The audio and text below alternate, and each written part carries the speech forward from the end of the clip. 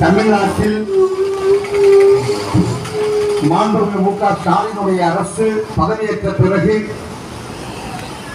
தமிழ்நாட்டில் சட்ட ஒழுங்கு எவ்வளவு மோசமாக இருக்கின்றது என்பது பல தலித் மக்கள் மீது தொடுக்கப்படுகின்ற படுகொலை, அதிகார மையம், அதிகார வர்க்கங்கள் ஒடுக்கப்பட்ட மக்களை தாக்குகின்ற இடங்கள். இது ஒரு எடுத்துக்காட்டு. தோழர் திருமாவேந்தன் அவர்கள் சொன்னது போல நம்முடைய தோழர்கள் அத்தனைவர்களும் சொன்னதை நான் முன்மொழிகிறேன். அவர்கள் சொன்னதை நான் முன்மொழிகிறேன்.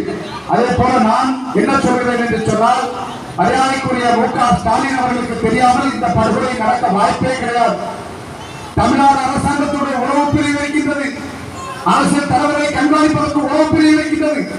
ரவுடிகளை கண்காணிப்பதற்கு OCIU என்று சொல்லக்கூடிய உளவு பிரிவு இருக்கின்றது. நான் கேட்கின்றேன், மு க ஸ்டாலினை பார்த்து நான் கேட்கின்றேன், ஒடுக்கப்பட்ட மக்களின் உரிமை குரல்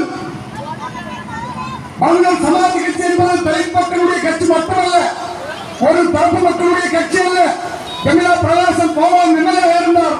நீல லோகிதாசனோட டிரான்ஸ்போர்ட் மந்திரியாக இதே திருவனந்தபுரத்தில் இருந்தார். அனைத்து சமுதாய மக்களின் ஒரு பொதுவான இயக்கமாகத்தான் அனைவரும் ஒரு அமைதியான புத்திசனாக அவர் திகழ்ந்தார். அப்படிப்பட்ட ஒரு அமைதியை விரும்புகின்றவரை ஒரு கட்ட பஞ்சாயத்து ரவுடியோடு இணைத்து எந்தவித ஆற்காடு சுரேஷ் வழக்கில் எந்தவித குற்றவாளி வழக்கிலும் சேர்க்கப்படாத, எந்தவித ரவுடிகள் வழக்கிலும் சேர்க்கப்படாத தோழர் ஆர்சாங் அவர்களை கொலை செய்துவிட்டு ஆரோக்கிய நிதி நிறுவனம், அனைவரும் சொல்லப்போனால் மு க ஸ்டாலின் அவர்களுடைய குடும்பத்தாருடைய நிதி நிறுவனங்கள், கார்பரேட் நிறுவனங்கள் அவருடைய தலையீடு இருந்தது. ஒடுக்கப்பட்ட மக்களின் உரிமைக்காக அவர் தலையிட்டார் என்று பாதிக்கப்பட்ட மக்களின் பக்கத்தில் ஆம்சாங் அவர்கள் நின்றார் என்ற ஒரே காரணத்தினால் ஆம்சாங் தோழர் அவர்கள் படுகொலை செய்யப்பட்டது மு க ஸ்டாலின் அவர்களுக்கு தெரிந்தே நடந்திருக்கின்றது. இல்லை என்று சொன்னால் OCIU பிரிவை கலையுங்கள். நான் கேட்கிறேன், ஒரு நீதிமன்றத்தில் ஒரு குற்றவாளி, ஒரு கொலை குற்றவாளி வாய்தாய்க்கு வந்தா எத்தனை OCIU பிரிவு போலீஸ் இருக்கு? சென்ட்ரல் கவர்மெண்ட் போலீஸ் இருக்குது, ஸ்டேட் கவர்மெண்ட்ல OCIU போலீஸ் வச்சிருக்காங்க, அதே போல SP தலைமையில ஒருத்தர் வச்சிருக்கீங்க. அப்ப இவங்க எல்லாம் எங்கேயா போறாங்க? 6 மாசமா சும்மா வச்சு 6 மாசமா ஒரு படுகொலை அரங்கேற்றுவதற்காக 6 மாசமாக இவர்கள் திட்டமிட்டார்கள் என்று சொல்லி கோமாளியத்தை காட்டுகின்ற மு க ஸ்டாலின் அரசு மிக கேவலமான அரசு. உன்னுடைய காவல்துறை வெக்கங்கெட்ட காவல்துறை. இதற்கு உதாரணம் மார்த்தாண்டத்தில் வேளாங்கண்ணி உதயரேகா இருக்கின்றார். வேளாங்கண்ணி உதயரேகா அதை பற்றி சொன்னா விடிய சொல்லலாம். கேவலம் 10,000 ரூபாய்க்காக அப்பாவி மக்கள், படிப்பறிவில்லாத மக்களை பழி வாங்குகின்றார். 10,000 ரூபாய் கொடுத்தேன்னு பப்ளிக்கே சொல்றான். ஒரு ரவுடி பையன் சொல்றான், ஒரு 25 பிராடு, ஒரு 420 அக்யூஸ் சொல்றான். வேளாங்கண்ணி உதயரேகா மாநில காவல்துறை கன்னியாகுமரி மாவட்டத்தில் எந்த புகார்களுக்கு நடவடிக்கை எடுக்கப்படுகிறது? இதோட மேலாக சொல்லப்போனால் நான் ஒரு MLA எம்ஆர் காந்தியுடைய சகோதரி வீட்டில் கிளம்புவதற்கு பெருமாள் மனோரஞ்சி பெருமாள் இன்ஸ்பெக்டர் வெளிச்சந்த ராஜேந்திர கேவலமா இல்ல.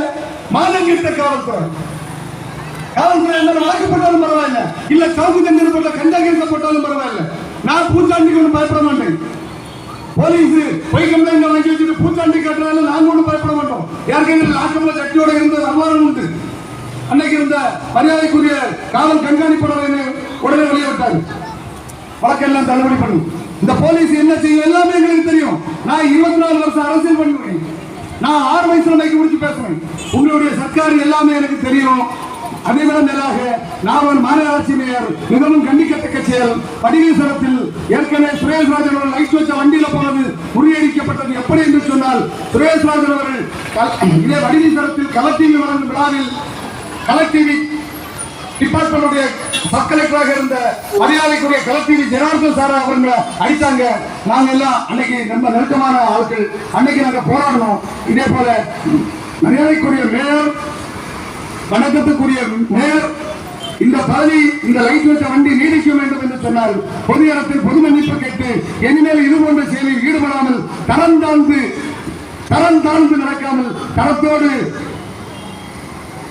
செயல்பட வலியுறுத்தி தோழர் ராமசாமி அவர்களுக்கு என்னுடைய சார்பில் வீர வணக்கத்தையும் இந்திய கம்யூனிஸ்ட் கட்சி மார்க்சிஸ்ட் லெனினிஸ்ட் சார்பில் வீர வணக்கத்தையும் தெரிவித்து வாய்ப்புக்கு நன்றி கூறி காலத்தின் அருமையை விடைபெறுகிறேன். நன்றி வணக்கம்.